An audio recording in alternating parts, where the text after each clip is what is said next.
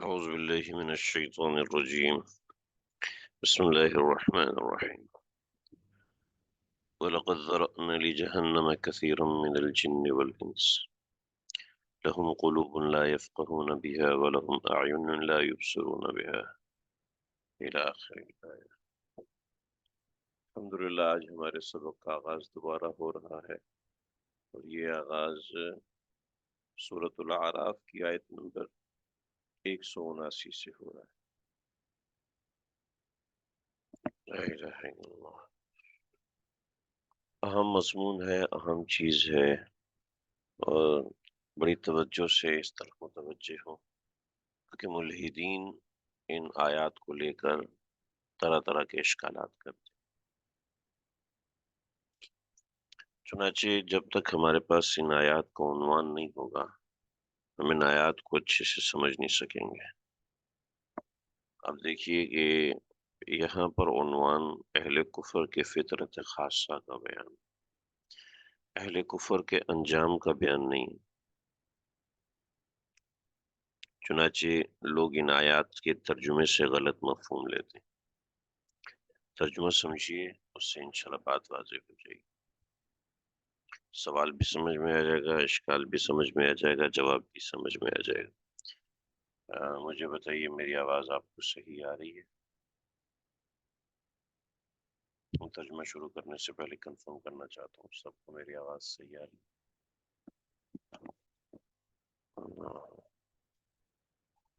ٹھیک ہے،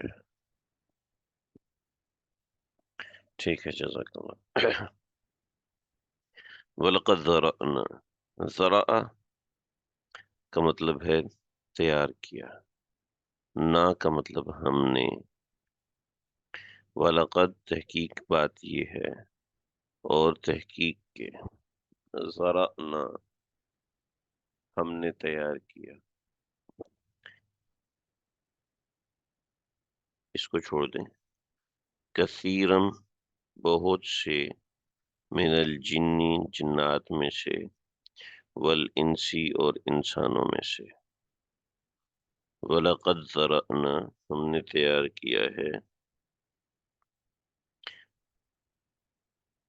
کثیرم من الجن والانسی جنات اور انسانوں میں سے بہت سے،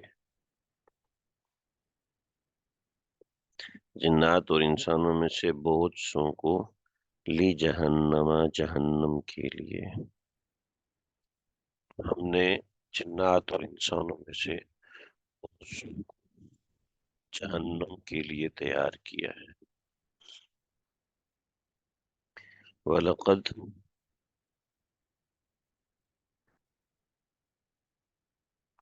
اور تحقیق، عام طور پہ اس لفظ کا ترجمہ نہیں کرتے.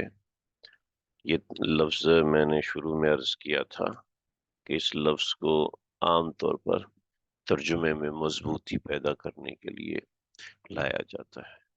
جیسے کوئی شخص کہتا ہے میں تمہیں ماروں گا، میں تمہیں ماروں گا، تو یہ جو دوسرا لہجہ ہے یہ کڑک ہے، یہ مارنے کو اچھے سے ڈیفائن کر رہا ہے. ٹھیک ہے، تو وَلَقَدْ اس لہجے کو بیان کر رہا ہے. ٹھیک ہے، اس لیے وَلَقَدْ کا ترجمہ کہیں کیا جاتا ہے، کہیں نہیں کیا جاتا.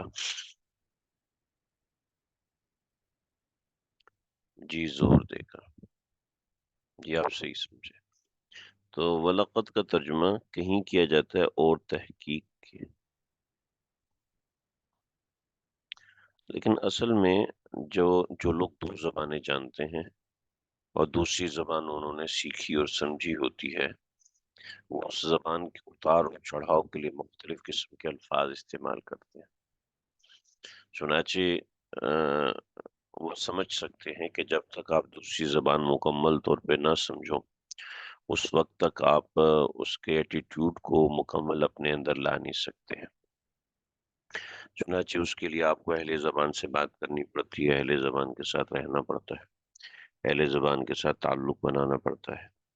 تو ایسے ہی عربی زبان بھی چونکہ ہماری ایک دوسری زبان ہے، اس کی باریکیاں ہمارے سامنے ہوں گی. تو ہم مفہوم باری تعالیٰ کو بہت اچھے سے سمجھ سکیں گے. تو وَلَقَدْ اس لہجے کی مضبوطی کو بیان کرنے کے لیے اگر آپ کو ترجمہ کرنا ہے تو اس کے ساتھ کریں گے اور تحقیق کے، یعنی یہ بات ثابت ہے.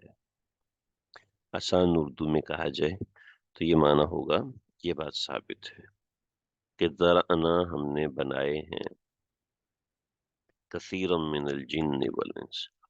دیکھیے یہاں پر لفظ خلقنا نہیں ہے، لفظ ذرأنا ہے.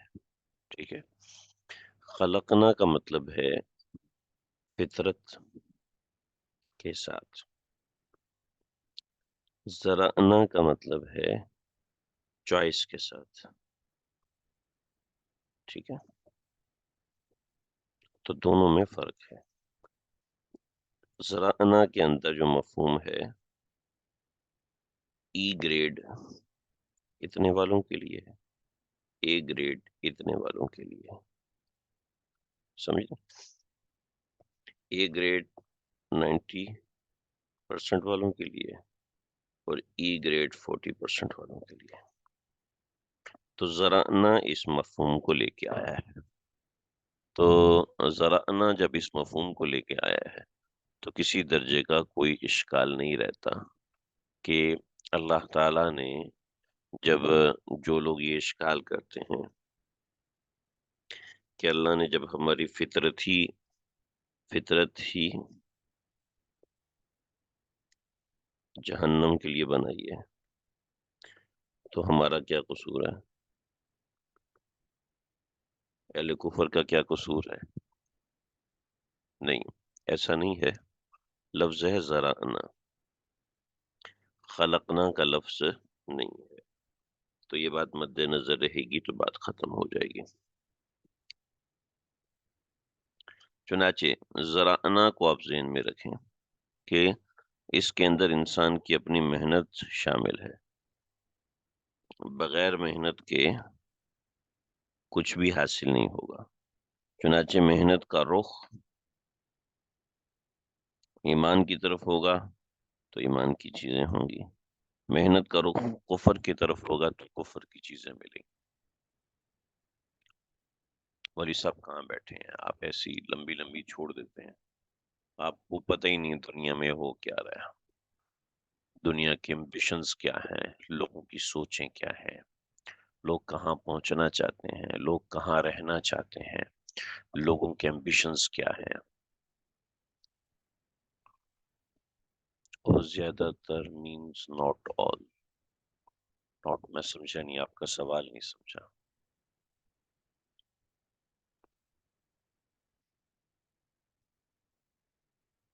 ہاں زیادہ تر، ہاں ٹھیک ہے. کثیرم من الجن، کثیرن کا مطلب زیادہ تر نہیں ہے، میجورٹی نہیں ہے. ٹھیک ہے، نہیں کثیرن کا مطلب میجورٹی نہیں ہے. کثیرن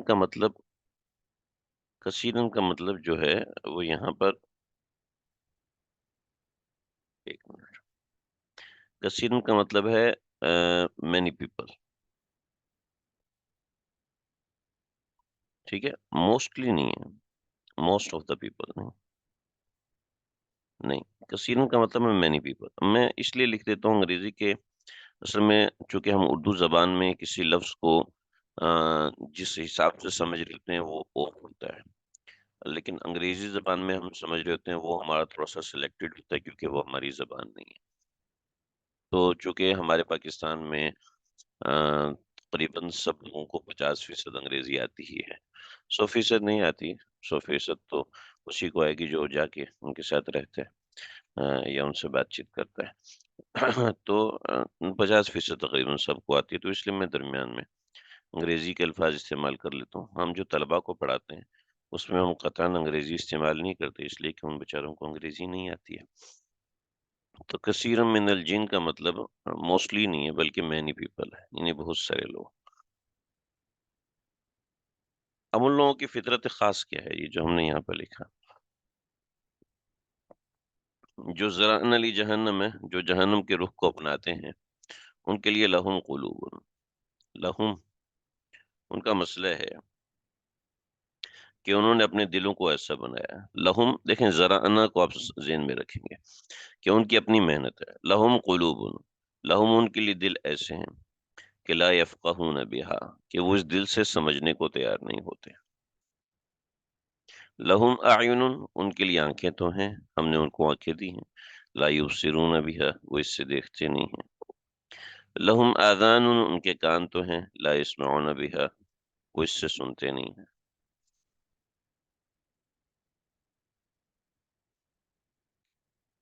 لہم قلوب، دل تو ہے، چنانچہ دل کا اصل کام ہے فقاہت، سمجھنا. لہم قلوب، ان کے لیے دل ہے. لا یفقہون بہا، لیکن وہ اس سے سمجھتے نہیں ہیں، اس سے معنی حاصل نہیں کرتے، بلکہ معنی کے خلاف چلتے ہیں. لہم اعین، ان کے لیے آنکھیں ہیں. لا یبصرون بہا، آنکھوں کا اصل کام جو ہے حق بات کو دیکھنا ہوتا ہے. دل کا اصل کام حق بات کو سمجھنا ہوتا ہے. دل کا اصل کام حق بات کو سمجھنا ہوتا ہے. آنکھوں کا اصل کام حق بات کو دیکھنا ہوتا ہے. لہم آذان، ان کے لیے کان ہیں. لا یسمعون بہا، تو کانوں کا اصل کام حق بات کو سننا ہوتا ہے. ایک منٹ رکیے.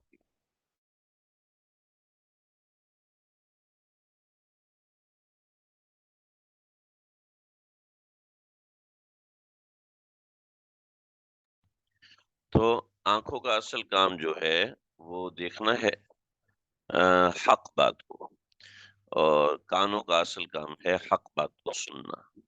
ٹھیک ہے. اصل میں یہاں پہ تین چیزیں دی، اصل ہیں پانچ. جو مختلف حواس ہیں ان کا اصل کام یہ نہیں کہ ہم روٹی چکھ لیں، ان کا اصل کام یہ نہیں ہے کہ ہم سالن چکھ لیں. اس کا اصل کام یہ ہے کہ حق بات کی طرف انسان کی رہنمائی کرنے میں یہ چیز ممید اور مددگار ہوتی ہے.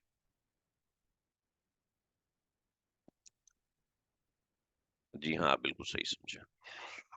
تو اولئک کالانعام، یہ لوگ جانور کی مثل ہیں.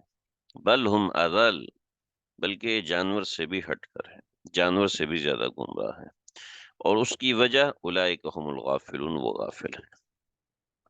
دو باتیں میں یہاں ذکر کروں گا، آپ لوگ کی تھوڑی سی توجہ چاہوں گا. اصل میں اہل کفر کو اللہ رب العزت نے جانور کہا، بلکہ جانور کی طرح کہا، بلکہ جانور سے بھی بدتر کہا. وجہ اس کی یہ ہے کہ انسان ایک مشن، ایک مقصد کے تحت پیدا کیا گیا. جب انسان اور ہر کریشن جو ہے، ہر کریشن کے پیچھے کوئی نہ کوئی مقصد ہے. ٹھیک ہے. چنانچہ جب وہ اپنے مقصد کے تحت چلتی ہے تو وہ کام کی ہوتی ہے، اور جب وہ اپنے مقصد سے ہٹ جاتی ہے تو اس کا کام ختم ہو جاتا ہے، وہ بیکار ہو جاتی ہے. ٹھیک ہے جی. لیکن بیکار ہو کر بھی اس کا کوئی نہ کوئی کام ہوتا ہے. فار ایگزامپل گائے ہے، گائے کا مقصد دودھ ہے.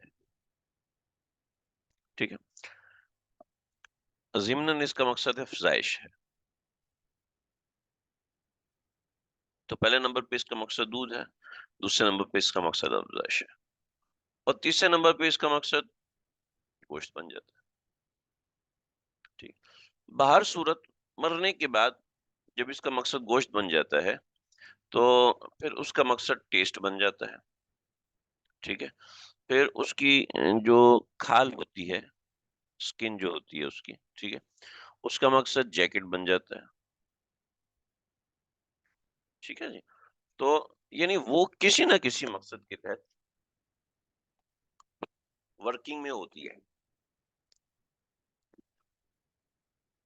کسی نہ کسی مقصد کے تحت وہ کام کر رہی ہوتی ہے. تو سب سے پہلے اس کا مقصد یہ، پھر اس کا مقصد یہ، پھر اس کا مقصد یہ، پھر اس کا مقصد یہ، اور پھر اس کا مقصد یہ. یعنی وہ کسی نہ کسی مقصد کے تحت چل رہی ہوتی ہے. تو ہر چیز کی پہچان اس کے مقصد کے تحت ہوتی ہے. بطور مثال میں آپ سے کہتا ہوں یہ ایک پین ہے، کتنے کا ہے؟ یہ پین ہے جناب 5 لاکھ روپے کا. ٹھیک ہے. آپ کہیں گے یار میں نے اپنے بچے کو لے کے دینا ہے، میں نے اپنے بچے کو لے کے دینا ہے، اور بچے کے لیے 10 روپے کا پین کافی. یہ 5 لاکھ کا پین ہے بہت اچھا، لیکن آپ کے لیے بیکار ہے.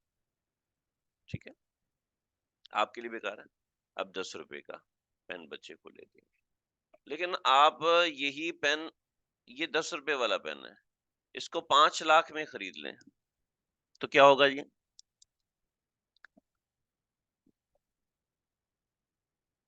آپ کے سارے پیسے ضائع ہو گئے، سارے کے سارے پیسے ضائع ہو گئے. یہ چند مثالیں ہیں، ان مثالوں سے آپ سمجھیں. لیکن اس کے باوجود یہ 10 روپے کا کام کرے گا، 10 روپے کا کام بالکل کرے گا. لیکن دیکھیے، ایک پین کی قیمت 5 لاکھ لگی کسی مقصد کی وجہ سے، ایک پین کی قیمت 10 روپے لگی اس کے مقصد کی وجہ سے. ٹھیک ہے، اور ایک پین ایسا ہے جو کہ کچرے میں پڑا ہے، نہ لکھتا ہے نہ یہ. اب وہ ہے گندگی، کسی کام کا نہیں، اس کو کوئی اٹھائے گا کہ یار اس کو بیچو، یار اس کو بیچ کے کچھ پیسے کماؤ. تو عام حالات کی بات ہو رہی ہے، خاص حالات، سب حالات کی بات نہیں ہو رہی.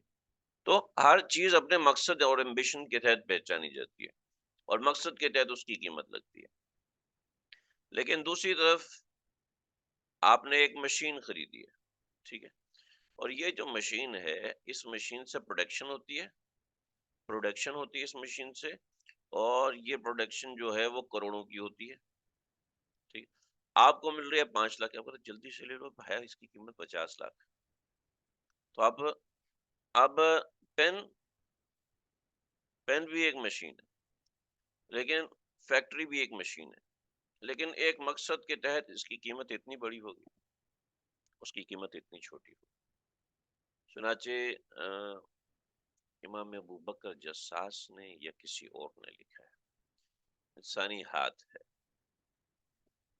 اگر کسی نے ہاتھ آپ کا کاٹ دیا تو اس کی دیت ہے 50 اونٹ.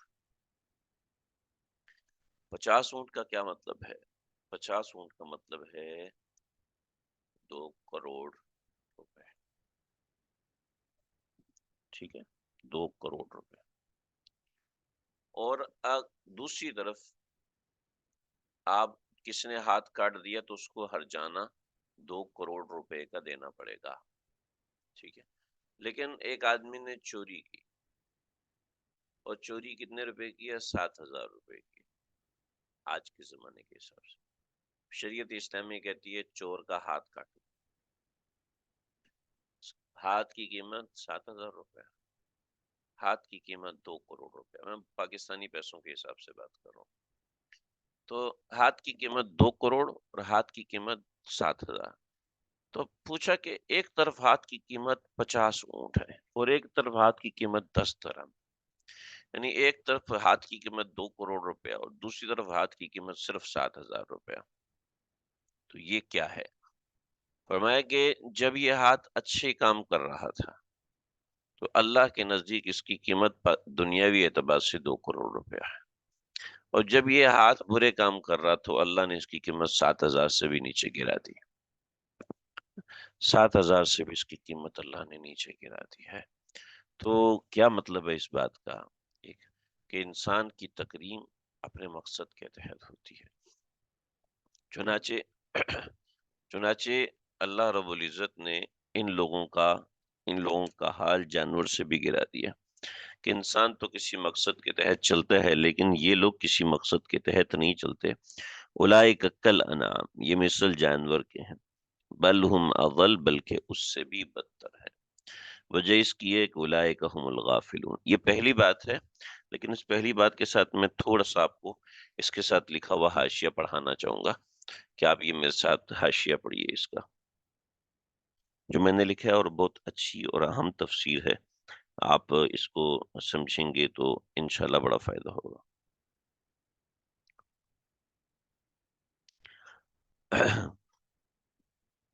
فرمایا کہ انسانوں میں وہ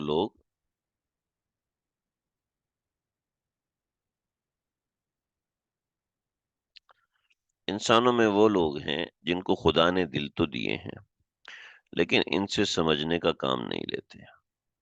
ان کو آنکھیں تو بخشی ہیں لیکن ان سے دیکھنے کا کام نہیں لیتے. ان کو کان تو عنایت کیے ہیں لیکن اس سے سننے کا کام نہیں لیتے.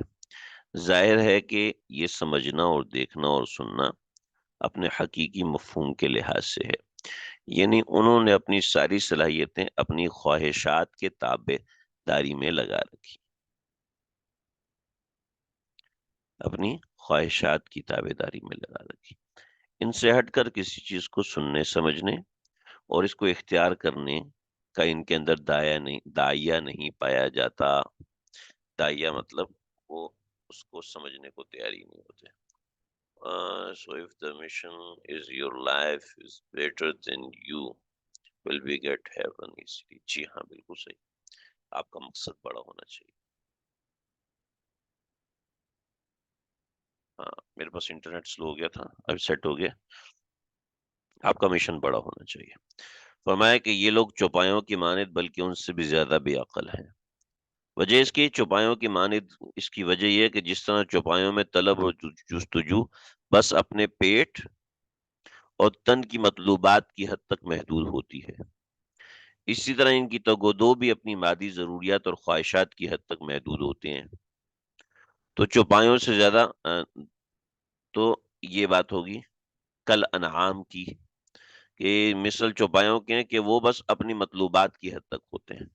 یعنی ان کو بس جو چیز چاہیے ہوتی ہے بس وہی، یعنی اپنے پیٹ سے غرض ہوتا ہے. کسی کے نفع نقصان سے جانوروں کو کوئی غرض نہیں ہوتا. چنانچہ ان کو بھی اپنی غرض سے غرض ہوتی ہے.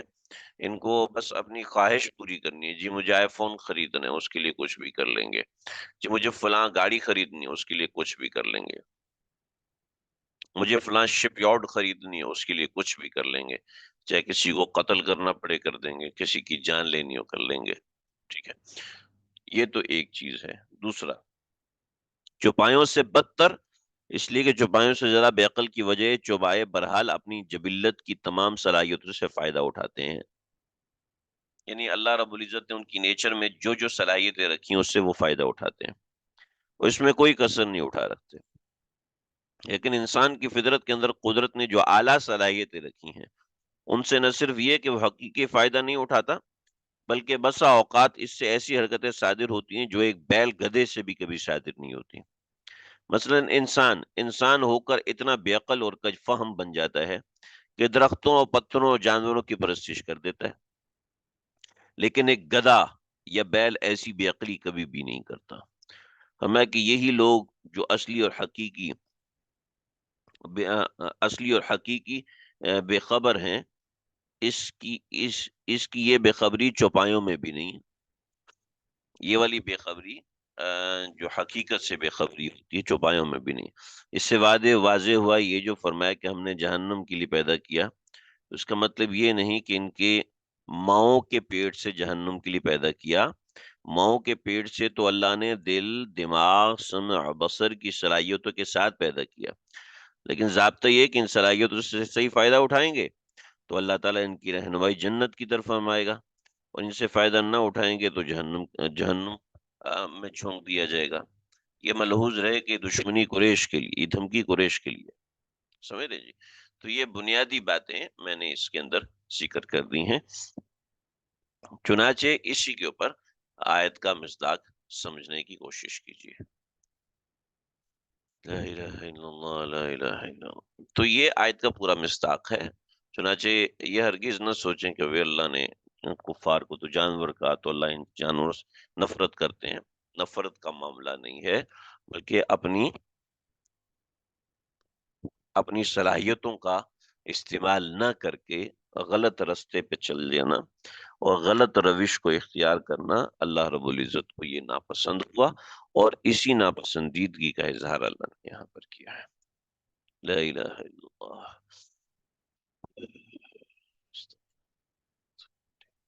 آگے بڑھتے ہیں جی. آگے بڑھنے سے پہلے ایک تھوڑا سا مضمون آپ سمجھیے.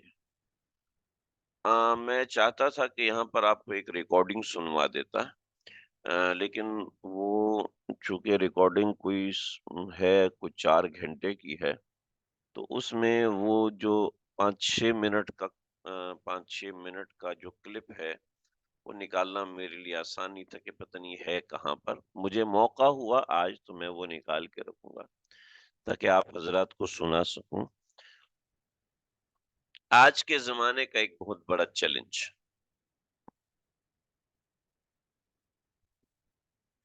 بہت بڑا چیلنج، جس سے بڑا چیلنج کوئی آج کے زمانے میں ہو نہیں سکتا، وہ ہے الحاد۔ جی میں بتاؤں گا، لیکن اصل میں میرے بتانے میں وہ چیز نہیں ہے، اس لیے میں کوشش کرتا ہوں زیادہ سے زیادہ کوئی آگے پیچھے کی چیز نہ لے کے ہوں۔ تو الحاد آج کے زمانے کا ایک بہت بڑا چیلنج ہے۔ چنانچہ الحاد کے اندر آیات قرآنی کو غلط نظریے سے دیکھا جاتا ہے۔ ہمارے سبق میں کچھ ڈاکٹر حضرات بھی ہوتے ہیں، کچھ دوسرے لوگ بھی ہوتے ہیں، کچھ لوگ بعد میں سنتے ہیں، کانٹیکٹ کرتے ہیں، رابطہ کرتے ہیں، بات کرتے ہیں۔ تو میں ایک بات بتاتا ہوں،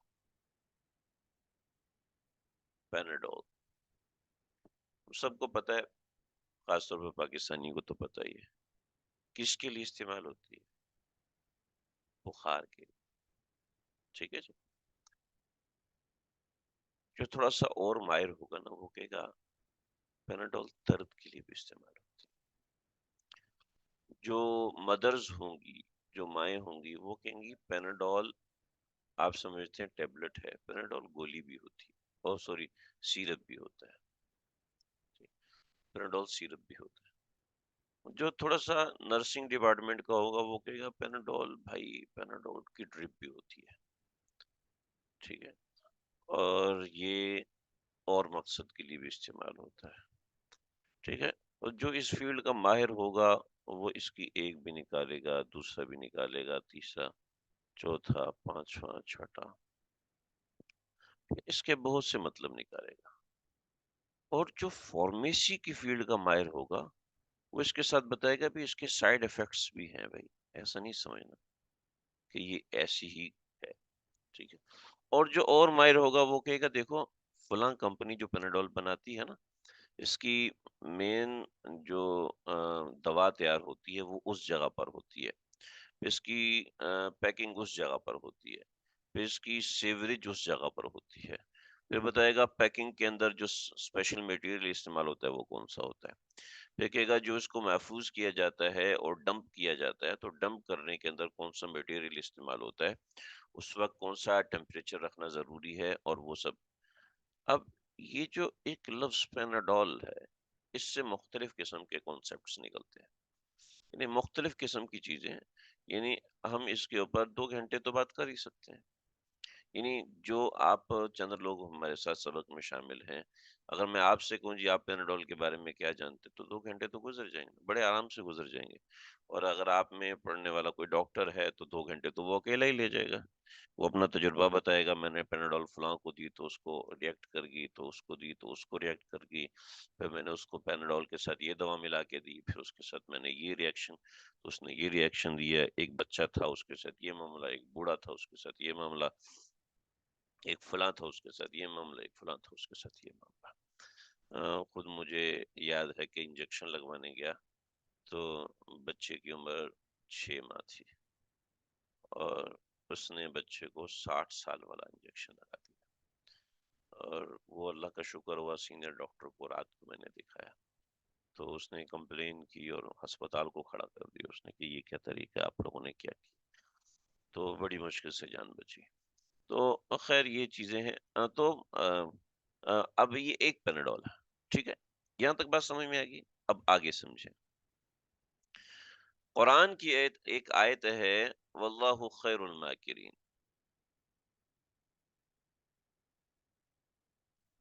اللہ بہترین تدبیر کرنے والے ہیں،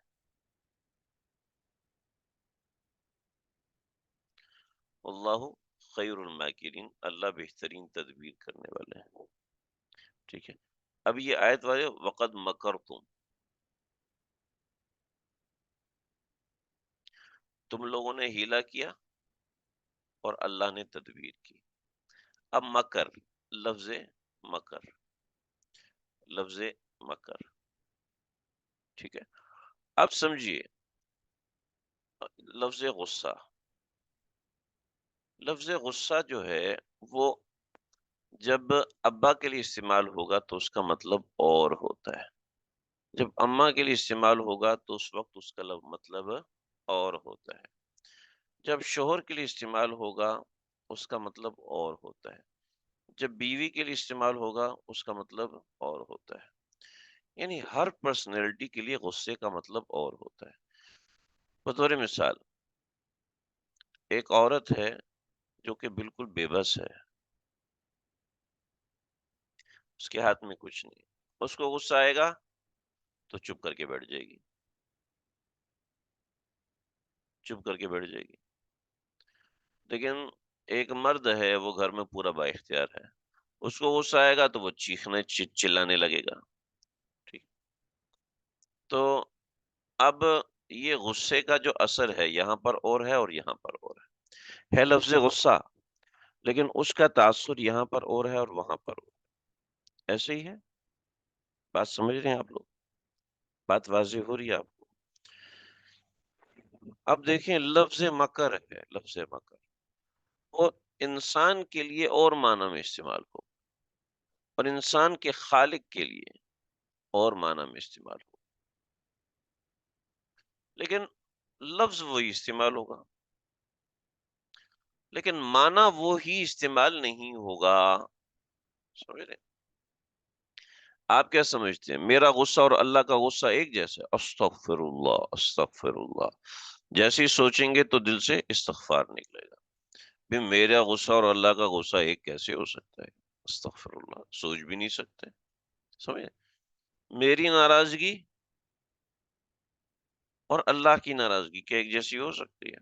ارے نہیں بھائی، ہو ہی نہیں سکتا. ٹھیک ہے. یعنی کہنے کو تو لفظ ناراضگی اللہ ناراض ہوں گے، لیکن میری اور آپ کی اور اللہ کی ناراضگی میں زمین آسمان، زمین آسمان کیا ہے، کوئی فرق، کوئی مقابلہ ہے ہی نہیں. لیکن یہ چیزیں سمجھنا ضروری ہے. محض ترجمہ آپ پڑھیں گے تو آپ کنفیوژن کا شکار ہو جائیں گے بھی یہ کیا مطلب ہوا. اور کنفیوژن جیسی کوئی آپ کو پیدا کرے گا آپ کنفیوز ہو جائیں گے. ہاں بھائی means extreme respect we can't use the same. جی ہاں بالکل ایسے ہم ایک میننگ استعمال، لفظ تو ہم ایک ہی استعمال کریں گے سمجھنے کے لیے، لیکن معنی اس کا مختلف ہوگا. سمجھتے؟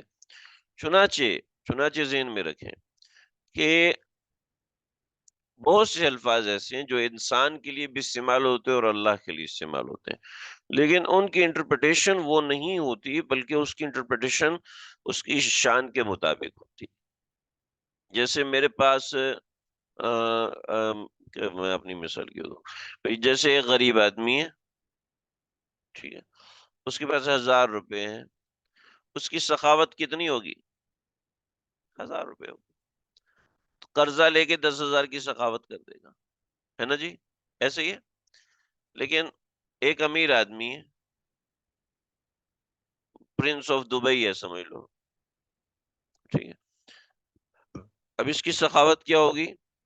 اس کی سخاوت 1000 روپے ہوگی. 10,000 تو وہ ایسی چلر کے طور پہ پھینک دے گا. ٹھیک ہے. تو سخاوت کا لفظ بھی ایک ایک ہی ایک ہی نوعیت کے لوگ ہیں ان کے لیے مختلف معنوں میں استعمال ہوتا ہے. ٹھیک ہے.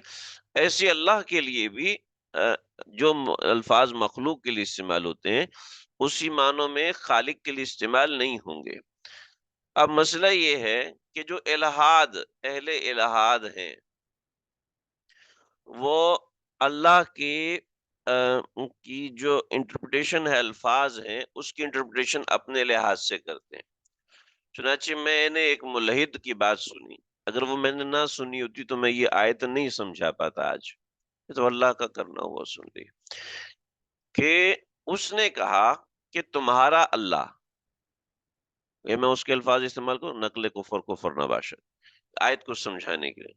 تمہارا اللہ بدلے لیتا ہے، تمہارا اللہ انتقام لیتا ہے، تمہارا اللہ حکومت کرتا ہے، تمہارا اللہ بادشاہت کرتا ہے، اور جیسے ظاہری بات ہے، جب بادشاہت کرتے تو بادشاہت تو ہوتی ظلم پہ قائم ہے، لہذا تمہارا اللہ ظالم ہے، تمہارا اللہ مکر کرتا ہے، تمہارا اللہ ہیلے کرتا ہے، تمہارا خالق احسان جتلاتا ہے، تمہارا خالق احسان کر کر کے بار بار اتراتا ہے، تمہارا خالق اپنی تعریفیں خود کرتا ہے، تمہارا خالق چاہتا ہے کہ لوگ اس کے سامنے اس کی تعریفیں کریں، تمہارا خالق، دیکھیے، یہ اللہ کی صفات کو غلط انٹرپریٹ کیا جا رہا ہے، اللہ کی صفات کو مخلوق کی طرح سمجھا جا رہا ہے۔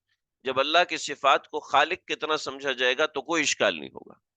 اللہ کی صفات مخلوق کی طرح انٹرپریٹ کرنا یہ الہاد ہے۔ چنانچہ ان آیات مبارکہ کے اندر اللہ رب العزت نے اسی بات کو رد کیا۔ جی ہاں، یوٹیوب پہ بہت مشہور آدمی ہے، بھی بہت مشہور آدمی ہے، ہمارے مفتی صاحب نے ان کو رد کیا تھا، تو اس کی تقریر میں نے ان کی سنی تھی، اس کے اندر آڈیو چلی تھی، اس کی وجہ ساری میرے پاس تو میں نے ایک ساتھی لگائے ہوئے ہیں اپنے کہ مجھے وہ ایسی چیزیں کنورٹ کر کے دیتے ہیں، میرے پاس موبائل میں بک پلیئر ہے، میں وقتاً فوقتاً وہ چیزیں سنتا رہتا ہوں، اور اپنے جو ساتھی علماء کرام ہیں ان کو بھی دیتا ہوں، وہ یہ سنیں، یہ فائدے مند چیزیں ہوتی ہیں۔ تو بہرحال یہ ایک الگ چیز ہے، فیلڈ ہی الگ ہے، اور یہ میرے متعلق چیزیں ہیں۔ وَلِلَّهِ الْأَسْمَاءُ الْحُسْنَى فَادْعُوهُ بِهَا، تو اللہ فرماتے ہیں اللہ ہی کے لیے ہیں اسماء الحسنى، اچھے اسماء، اللہ ہی کے لیے، وَلِلَّهِ، اور اسماء حسنى یعنی اچھے اچھے نام اللہ ہی کے ہیں، لہذا فَادْعُوهُ بِهَا، اللہ کو انہی ناموں سے پکارو۔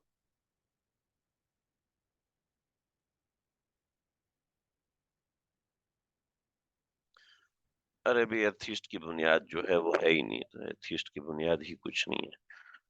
یہ تو ایسی اپنے آپ کو مطمئن کرنے کے لیے مختلف قسم کے ہیلے بہانے کر رہے ہوتے ہیں، ورنہ ایتھیزم کی کوئی بنیاد نہیں ہے، نہ ایتھیزم اسلام کے سامنے ایک منٹ کے لیے بھی ٹک سکتا ہے، نہ ان کی کوئی بنیاد ہے، نہ ان کی کوئی سوچ ہے، لیکن چونکہ ان کی انٹرپریٹیشن ایسی مضبوط ہوتی ہے، لہجے ایسے مضبوط ہوتے ہیں، سائنس کا استعمال کر رہے ہوتے ہیں، انگریزی کے ورڈنگ یوز کر رہے ہوتے ہیں، تو اس سے ہمارے سیدھے سادے مسلمان بھائی جو ہے وہ گھبرا جاتے ہیں، کہتے ہیں وہی یہ تو واقعی بڑے پڑھے لکھے لوگ ہیں، اس سے ان کے الفاظ اتنے زبردست ہیں ان کے ایسے۔ دیکھیں کسی کی کمپلین آئی، آواز صحیح نہیں آ رہی، چیک کیجئے۔ لا الہ الا اللہ۔ فدعوہ بہا، ان کو اسی سے پکارو، وَذَرُوا الَّذِينَ يُلْحِدُونَ فِي أَسْمَائِهِ، اور چھوڑو ان لوگوں کو، وَذَرُوا، اور چھوڑو ان لوگوں کو، یلحدون فی اسمائہ، جو الحاد کرتے ہیں اللہ کے ناموں میں، جو الحاد کرتے ہیں، یلحدون غلط معنی لیتے ہیں، یلحدون اس کی میں نے آپ کو مثال دی ہے، یلحدون، اللہ میری اس کمی کو معاف فرمائے جو میں نے سمجھانے کے لیے ایسے الفاظ استعمال کے لیے دل ڈرتا ہے، لیکن سمجھانا اور سمجھنا آج کے فتنے کے زمانے میں، لا الہ الا اللہ، یلحدون غلط معنی لیتے ہیں، یلحدون ٹیڑھا معنی لیتے ہیں، الحاد کا راستہ اپناتے ہیں، الحاد کا راستہ، ٹیڑھا میڑھا راستہ، یلحدون الحاد کا راستہ، ٹیڑھا راستہ، غلط مطلب، ٹھیک ہے۔ اب دیکھیے جیسے میں نے لفظ مکر کا بتایا، واللہ عزیز ذی انتقام، ذی انتقام کا معنی بتایا، ٹھیک ہے، تو والذین کذبوا بآیاتنا، اچھا، سیجزون ما، تو اللہ فرما رہے چھوڑ دو ان کو ان کے حال پر، وجہ اس کی کیا ہے؟ اوہو، وجہ اس کی بڑی خطرناک ہے جی۔ کیوں خطرناک ہے؟ اس لیے کہ یہ وجہ ہمارے اندر بھی پائی جاتی، کیا ہے؟ الحاد کی بنیاد،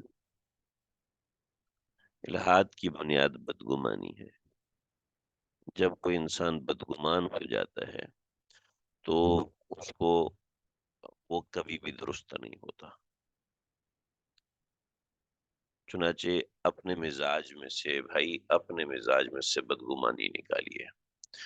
جس کے پاس، جس کے مزاج میں، جس کے حالات میں بدگمانی غالب آ جائے، بس پھر وہ بندہ گیا کام سے. اس بندے کی زندگی گئی. وہ کسی کے تابع دار ہو کے نہیں رہ سکتا. چنانچہ جب جب کسی قوم کے اندر بدگمانی پیدا ہوئی ہے، وہ وہ کسی کام کی نہیں رہی.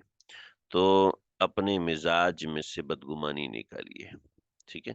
اپنے مزاج میں جتنی بدگمانی رکھیں گے کسی کی ذات کے بارے میں، کسی کی صفات کے بارے میں، تو آپ اس کو کبھی بھی ٹیکل نہیں کر سکتے. چنانچہ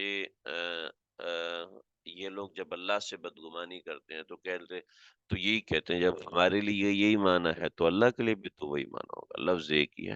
حالانکہ استعارتاً اور اس نوعیت کی چیزیں ہوتی ہیں، لیکن ان لوگوں میں سوچنے سمجھنے کی صلاحیت بالکل مفقود ہو جاتی ہے.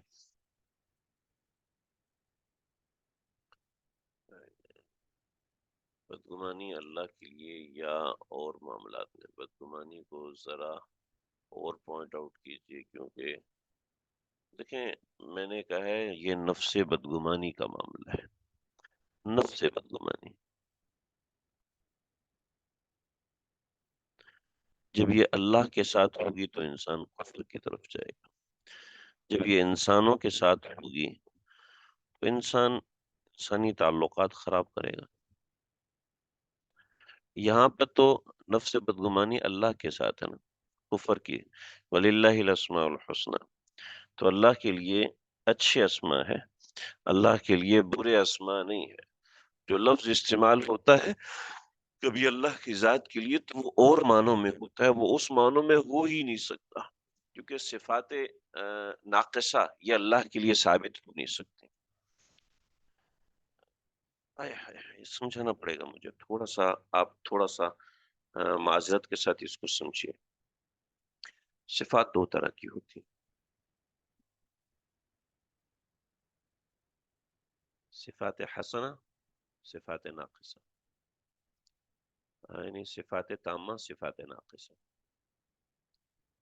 صفات تامہ کا مطلب ہے اچھی صفات، جیسے رحم کرنا، محبت کرنا، اور عطا کرنا، دینا. ٹھیک ہے، یہ صفات تامہ ہے.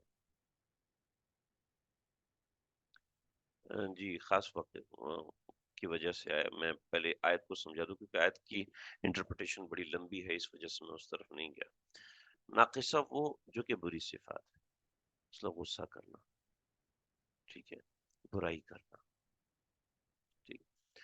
جب صفات تامہ کا ذکر اللہ کے لیے ہوگا تو وہ اسی معنوں میں ہوگا جو اس کا معنی ہوتا ہے، عام معنی ہوتا ہے. لیکن جب صفات ناقصہ اللہ کی طرف منسوب ہوں گی تو وہ استعارتن ہوں. ٹھیک ہے، یعنی اس کا تاثر ہوگا. اصل میں وہ صفت اللہ کے لیے نہیں ہے، وہ صفت اللہ کے لیے نہیں ہے، بلکہ اس کا تاثر کی بات ہے. اس کا ہم اچھا معنی کرنے کی کوشش کریں گے جب وہ تاثر کے ساتھ، یا بس اس کا تاثر بتائیں گے. جیسے ابھی ہمارے کل عصر کے درس میں لمقت اللہ، اللہ کی نفرت. اب اللہ کے لیے تو بری صفت ثابت ہی نہیں ہو سکتی، لیکن یہاں پر استعارتن یعنی نفرت کا اثر مراد. یہ قرآن پڑھتے وقت ان باتوں کا دھیان رکھیے کہ جو غیر علماء قسم کے لوگ جب قرآن کی انٹرپریٹیشن کرتے ہیں تو اس طرح کی غلطیاں کرتے ہیں، اور وہ کہتے ہیں بھائی قرآن بھی عام کتاب ہے. ان کو اندازہ ہی نہیں ہو رہا ہوتا کہ وہ کرتے کرتے کسی طریقے سے کفر میں مبتلا ہو چکے ہوتے ہیں. ان کو پتہ ہی نہیں ہوتا کہ وہ تشریح قرآن کر رہے ہیں یا کفر کر رہے ہیں، کہ اللہ کے لیے ایسی صفات ثابت کر دیتے ہیں جو اللہ کی شان کے خلاف ہوتی. اور یہ بالکل ایسے ہے کہ کانٹوں پہ چلنا آسان ہے. کانٹوں پہ ایسے چلو کہ پاؤں سے خون نہ بہے، ایسے کانٹوں پہ چلو کہ کانٹا تمہارے پاؤں میں گھس جائے لیکن اندر سے خون نہ نکلے. وہ کرنا تو آسان ہے لیکن یہ کرنا مشکل ہے.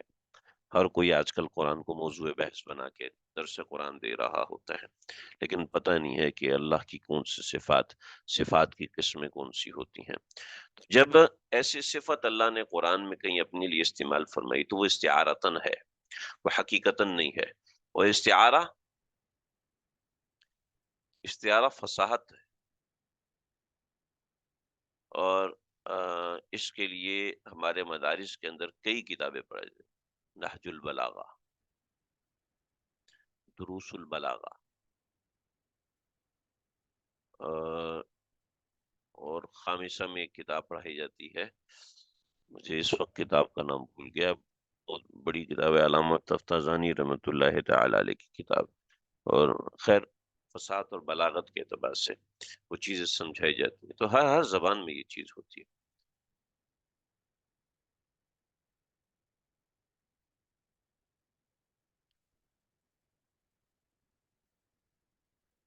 دیکھیں، میں آپ کا سوال نہیں سمجھا، آپ کو اپنے سوال کو کچھ واضح کریں، انہیومنٹی کا کیا مطلب ہے آپ کا، کوئی اس کی مثال دیں تاکہ میں اس کو سمجھ سکوں، پھر میں اس کے حوالے سے سمجھا سکوں۔ ایک سیدھی سی بات ہے، انہیومنٹی تو اسی وقت آئے گی جب انسان اپنا راستہ چھوڑے گا، ٹھیک ہے۔ مسلمانوں کے اندر بھی جانور پن اس وقت آئے گا جب ان کے مزاج میں غفلت آئے گی، جب اپنے مقصد سے ہٹیں گے تو انہیومنٹی آئے گی۔ بس ایک واضح سی بات ہے۔ آپ کس بات کی طرف اشارہ کرنا چاہ رہے ہیں، کون سی بات سمجھنا چاہ رہے ہیں، تھوڑا سا واضح کریں مجھے، تو ہی میں اس کو واضح کر سکوں۔ میں کیا بات کر رہا تھا اور بات کس طرف نکل گئی؟ وَذَرُوا الَّذِينَ يُلْحِدُونَ فِي أَسْمَائِهِ، چنانچہ جو ایسے لوگ ہیں وہ الحاد فی القرآن، انہیں قرآن میں الحاد کرتے ہیں، اللہ کی آیات کو غلط طریقے سے انٹرپریٹ کرتے ہیں، اس کا ایک غلط مطلب لیتے ہیں، تو آپ ایسے لوگوں کو چھوڑیں، ایسے لوگوں کے پیچھے نہ پڑیں، کیونکہ جو شخص بدگمان ہو جاتا ہے اس کو سمجھانا سکھانا بیکار ہو جاتا ہے۔ چنانچہ جو بندہ یہ سمجھے گا کہ میرا استاد مجھے اس لیے پڑھا رہا ہے کہ اس کو میرے پڑھانے سے پیسے ملیں گے، اور یہ اپنی جو بھی کوشش کر رہا ہے اپنے پیسے کے لیے کر رہا ہے، ایسا شاگرد کبھی بھی اپنے استاد سے کچھ سیکھ نہیں سکتا۔ اور جو شاگرد استاد کے بارے میں سوچتا ہے کہ میرا استاد جو ہے میرے نفع کے لیے مجھ پہ سختی کر رہا ہے، میرے نفع کے لیے بار بار مجھ سے بات کر رہے ہیں، میرے نفع کے لیے یہ کر رہا ہے، آپ یقین کریں ایسا طالب علم پڑھ کے رہتا ہے چاہے کچھ بھی ہو جائے۔ چنانچہ یہاں پر بھی یہی بات ہے کہ اللہ جب بندے کو سمجھا رہے ہیں تو وہ اللہ ہی سے بدگمان ہو رہا ہے، اللہ ہی سے کہ اللہ مجھے اس لیے سمجھا رہے ہیں تاکہ میں اللہ کے سامنے سجدہ کروں، نہیں کروں گا میں۔ جب وہ یہ انٹرپریٹ کرنا شروع کر دیتا ہے کہ اللہ کی چاہت ہے کہ مجھ جیسا عظیم انسان اللہ کے سامنے جھکے، استغفر اللہ، نعوذ باللہ من ذالک، تو جب وہ ایسی بدگمانی کرنے لگتا ہے تو پھر یہ چنانچہ یہی بدگمانی انسان کو جب دوسرے انسان سے ہوتی ہے تو اس کا بھی ایک درجے کا نقصان ہوتا ہے، لہٰذا بدگمانی مت کیجیے گا، اپنی زندگی میں بدگمانی مت لے کے آئیے گا۔ عام معاملات میں البتہ جو لین دین کے معاملات ہوتے ہیں اس کے اندر اپنی ایک جگہ پر ضرورت ہے۔ چنانچہ انسان کو چاہیے کہ مختلف جگہ پہ رہنمائی کرتے ہیں۔ بھی آپ نے یونیورسٹی والا سوال کیا تھا، آپ کو میری بات سمجھ میں آ گئی؟ یہی پوچھنا چاہ رہے تھے یا کوئی اور بات ہے، کوئی خاص بات سمجھنا چاہ رہے ہیں؟ ان کا سوال یہ تھا کہ مسلمان ان ہیومنٹی کی طرف کب جاتا ہے؟ مسلمان ان ہیومنٹی کی طرف اس وقت جاتا ہے جب وہ اللہ تعالیٰ سے بدگمان ہونے لگتا ہے، جب وہ اللہ سے بدگمان ہونے لگتا ہے تو بات اس طرح ہو جاتی ہے۔ بعض اوقات دل میں خیالات پیدا ہوتے ہیں کہ کسی کے لیے کہ اس پہ نہیں، خیالات پہ مؤاخذہ نہیں ہوگا، تو وَلِلَّهِ الْأَسْمَاءُ الْحُسْنَى فَادْعُوهُ بِهَا، اس کو انہی ناموں سے پکارو۔ وَذَرُوا الَّذِينَ يُلْحِدُونَ فِي أَسْمَائِهِ، اور جو لوگ اللہ سے بدگمان ہوتے ہیں اور اس کے ناموں کے اندر ٹیڑھا میڑھا مطلب نکالتے ہیں ان کو چھوڑ دو، وَذَرُوا، چھوڑ دو ان کو۔ وَذَرُوا کا مطلب چھوڑ دو کا مطلب یہ نہیں ہے کہ ہم اس کو تبلیغ نہیں کریں گے، اس کو ہم تبلیغ کریں گے، لیکن پیغمبر علیہ الصلوۃ والسلام کو بعض حضرات مفسرین نے یہاں پہ لکھا ہے یہ تسلی رسالت ہے، یعنی آپ صلی اللہ علیہ وسلم کو یہاں پر تسلی دی گئی ہے، آپ اپنی بیاض میں اس کا اضافہ کر سکتے ہیں۔ سَيُجْزَوْنَ مَا كَانُوا يَعْمَلُونَ، یہ لوگ جو کرتے ہیں اس کا ان کو عنقریب اجر ملے گا، لہٰذا اس کی وجہ سے لا الہ الا اللہ. لیکن اللہ رب العزت نے یہ جو ممن خلقنا امت یہدون بالحق وبہ یعدلون، اس کے اندر اللہ رب العزت نے بیان فرمایا، یہ آیت جڑی ہوئی ہے،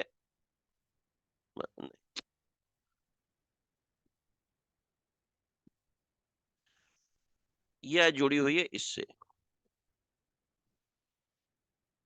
اس مضمون سے جڑی ہوئی ہے.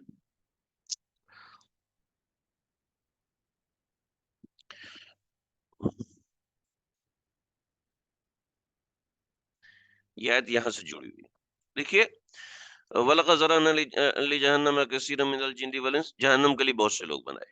ٹھیک ہے، تو جب جہنم کے لیے بہت سے لوگ بنائے ہیں تو ذہن میں رکھیے، اللہ رب العزت نے بتایا وَمِمَّنْ خَلَقْنَا أُمَّةٌ يَهْدُونَ بِالْحَقِّ، جن لوگوں کو ہم نے پیدا کیا نا، ان میں ذرأنا ہر ایک کے لیے نہیں ہے. ٹھیک ہے، یعنی مخصوص لوگوں کے لیے ہے، سب کے لیے نہیں ہے جی. وَمِمَّنْ خَلَقْنَا، اور جن لوگوں کو ہم نے پیدا کیا ان میں سے امتن، ایک امت ہے، یہدون بالحق، یہدون بالحق، جو کہ حق بات کے مطابق چلتی ہے. ممن خلقنا امتن، اور ہماری مخلوق میں امتن، ایک جماعت ایسی بھی ہے، یہدون بالحق، جو کہ حق کا راستہ یہدون دکھاتی ہے، بالحق، حق کا راستہ، یعدون بالحق، حق کا راستہ دکھاتی ہے. وبہ یعدلون، اور وہ انصاف سے کام دیتے ہیں اور وہ اس کے مطابق چلتے ہیں. وبہ یعدلون، عدل و انصاف، یعنی وہ اس کے مطابق چلتے ہیں، وہ اس کے مطابق عمل کرتے ہیں. تو یہاں پر بتایا کہ ایسا نہیں ہے کہ سارے ہی لوگ ایسے تھے، بلکہ ایک امت ایسی بھی ہے. چنانچہ ایک امت، ایک امت ایسی، وہ کون سی امت ہے جی؟ ایک امت ایسی ہے، تو وہ امت کون سی ہے؟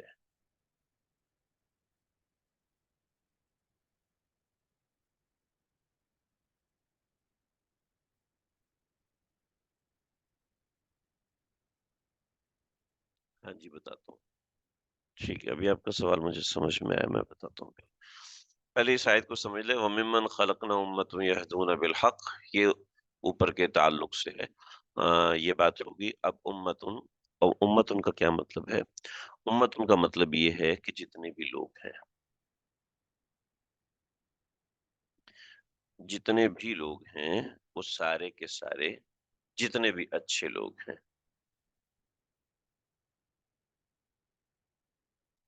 جتنے بھی اچھے لوگ ہیں کسی بھی امت میں، وہ اللہ رب العزت فلٹر کرتے جائیں گے. ٹھیک، فلٹر کرتے جائیں گے. جو برے لوگ ہیں وہ اوپر رہ جائیں گے، اور جو اچھے لوگ ہیں وہ فلٹر ہو کر نیچے آ جائیں گے. تو یہ ایک امت ہے اور یہ ایک امت ہے. ٹھیک ہے، لہٰذا یہاں سے فرقہ پرستی کی طرف مجھے جی، وہ امت کون ہے؟ وہ اہل سنت والجماعت دیوبندی ہے، وہ اہل سنت والجماعت بریلوی ہے، وہ اہل سنت نہیں، اصل تو یہاں پہ بنی اسرائیل مراد ہے. ٹھیک ہے، یعنی جو گزشتہ قدیم ہے، لیکن اصل میں امت ان کا یہ معنی ہے کہ اچھے لوگ اور برے لوگ ایک ہی طرف ہو جائیں. یہ آپ کا سوال، یہ جو آخری سوال ہوا، یہ بدگمانی کے بارے میں، کہ ہم بدگمانی سے کیسے بچیں.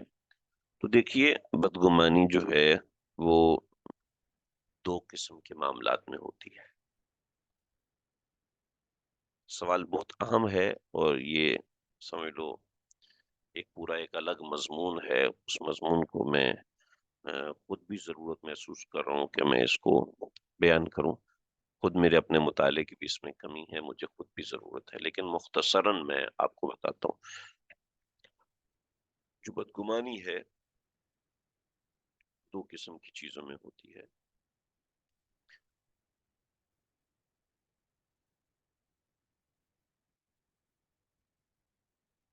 اعتقادات، معاملات. معاملات کے اندر بدگمانی ضروری ہے.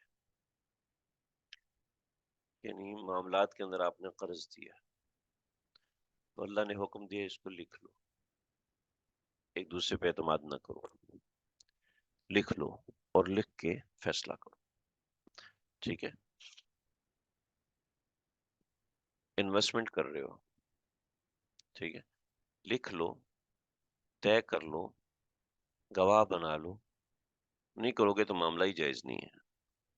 ٹھیک ہے، تو معاملات میں بدگمانی ضروری ہے، ٹھیک ہے، اس کے بغیر گزارا نہیں ہے۔ اس کا حکم دیا کہ جو معاملات کرنے ہیں اس میں آپ بدگمانی کرو۔ لیکن اعتقادات کا معنی یہ ہے کہ آپ نے دین کا راستہ چنا، دینی رہنمائی حاصل کرنے کے لیے کسی شخصیت کو چنا، ٹھیک ہے، وہ شخصیت کون ہے؟ وہ شخصیت پیغمبر ہے۔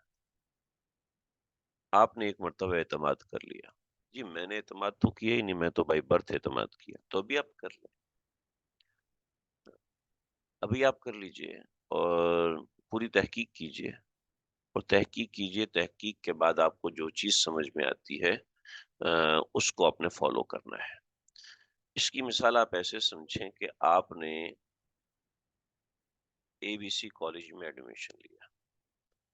جب اے بی سی کالج میں آپ نے ایڈمیشن لیا تو آپ نے اس کالج پہ اعتماد کیا، ٹھیک ہے، جب آپ نے اس کالج پہ اعتماد کیا تو اس کے کورس کو آپ پڑھیں گے، ٹھیک، اس کا جو کورس ہے اس کو آپ پڑھیں گے اور اس کو آپ فالو کریں گے اور اس کے طریقے سے آپ ایگزام دیں گے، ٹھیک ہے۔ آپ جتنا اس پہ اعتماد کریں گے اتنا زیادہ آپ بہتر چلیں گے، جتنا اعتماد نہیں کریں گے اس کے مطابق آپ نہیں چلیں گے۔ فار ایگزامپل آپ کے والد صاحب ہیں، احمد صاحب، ٹھیک ہے، یہ احمد صاحب نے آپ کو بتایا تم میری بیٹی ہو، تم میرے بیٹے ہو، ٹھیک ہے۔ ایک تو یہ ہے کہ آپ ان پہ اعتماد کریں، اور ایک یہ ہے کہ آپ ڈی این اے ٹیسٹ کریں تاکہ پتہ چلے واقعتاً آپ میرے والد ہیں بھی یا نہیں ہیں، ٹھیک ہے۔ تو اب ان چیزوں کا تعلق اعتقادات سے ہے، اس میں اور گنجائش ہے، میں اس کو زیادہ واضح اس لیے نہیں کر پا رہا ہوں کہ میرا اپنا اس میں مطالعہ اتنا زیادہ نہیں ہے۔ تو اب جب اعتقادات ہیں تو ان اعتقادات میں ایک مرتبہ اعتماد کرنے کے بعد بدگمانی نہیں کرنی، ایک مرتبہ بھروسہ کرنے کے بعد بدگمانی نہیں کرنی۔ جب ایک مرتبہ بھروسہ کرنے کے بعد آپ بدگمانی نہیں کریں گے تو معاملات اچھے رہیں گے۔ جب ایک دفعہ بھروسہ کرنے کے بعد آپ نے دوبارہ بدگمانی کرنا شروع کی تو معاملات گڑبڑ ہو جائیں گے اور آپ کا یہ معاملہ خراب ہو جائے گا۔ For example A B C college, آپ نے اس پہ اعتماد کیا، ساری تحقیق کی اور آپ نے اس میں ایڈمیشن لے لیا۔ اب آپ نے دیکھا یار اس کے کورس میں یہ لوپولز ہیں، ٹھیک ہے، تو آپ نمبر ایک تو ان لوپولز کو حل کریں اور ایک سولوشن نکالیں، اور ایک یہ ہے کہ آپ خود سے سوچتے ہیں کہ یہ کالج والے ہمارے دشمن ہیں، یہ کالج والے ہمارے دشمن ہیں، انہوں نے ہمارے نقصان کے لیے سب کیا، انہوں نے ہمارے اس کے لیے سب کچھ کیا، انہوں نے ہمارے اس کے لیے سب کچھ کیا۔ تو یہاں اپنا اعتقاد رکھا بھی اور اعتقاد توڑا بھی، اعتقاد رکھا بھی اور اعتقاد توڑا بھی، اس کو کہتے ہیں بدگمانی، ٹھیک ہے۔ جب اعتقاد رکھا بھی، اعتقاد توڑا بھی، جب اس کو آپ بدگمانی کہتے ہیں تو اس بدگمانی سے آپ کو بچنا ہے۔ یا تو یہاں پر اعتقاد رکھیں یا الگ ہو جائیں، اعتقاد رکھیں یا الگ ہو جائیں، اس تصور کے ساتھ نہ رہیں کہ بھئی پتہ نہیں یہ میرا فائدے کی کر رہا ہے یا نقصان کی کر رہا ہے۔ تو یہ چیز ہے، تھوڑی سی بنیادی ہے، میں نے سمجھائی ہے، سمجھانے کی کوشش کی، لیکن مکمل طریقے سے میں اس پہ بات فی الحال نہیں کر سکا، بنیادی بات میں نے آپ کے سامنے عرض کر دی ہے، اور بہت سی چیزیں کوشش کروں گا اگلے درس میں، کل انشاءاللہ میں اس کو مزید عرض کر سکوں۔ آج کا سبق یہیں تک ہے۔ السلام علیکم۔ کوئی اور سوال ہو کسی کے تو کر سکتے ہیں، یہاں بھی کر سکتے ہیں، گروپ میں کر سکتے ہیں۔ جیسے میں ABC کالج اور ٹرسٹ کر لوں پورا 100%، پھر بھی ABC کالج میرا لاس کر دے تو ہم سیپریٹ کر لیں خود کو۔ جی ہاں، سیپریٹ کر لیں خود کو، میں یہی تو کہہ رہا ہوں کہ یا تو آپ بدگمانی پال کے اور اعتماد بھی کر رہے ہیں، بدگمانی بھی کر رہے ہیں، اس سے آپ کا نقصان، یا تو اعتقاد رکھیں یا اعتقاد چھوڑ دیں، ٹھیک ہے۔ اعتقاد کے ساتھ برا خیال رکھنا یہ بدگمانی ہے۔ اسماء الحسنہ کا ذکر خاص واقعے کے لیے، ہاں میں بتاؤں گا انشاءاللہ، یہ کل میں ذکر کروں۔ کیا بدگمانی کی ایک وجہ بڑوں کی خیر خواہی اور عزت نہ کرنا؟ بدگمانی کی ہزاروں وجوہات ہیں، ٹھیک ہے، ان میں ایک وجہ یہ بھی ہے، خیر خواہی کا نہ ہونا، خیر خواہی کا نہ ہونا، یہ بھی بدگمانی کی ایک وجوہات میں سے. ٹھیک ہے، امید ہے آج کا سبق یہاں تک سمجھ میں آ گیا ہوگا. انشاءاللہ کل کے درس میں آگے پڑھیں گے اور ان چیزوں کو بھی انشاءاللہ ڈسکس کریں گے. السلام علیکم ورحمۃ اللہ وبرکاتہ.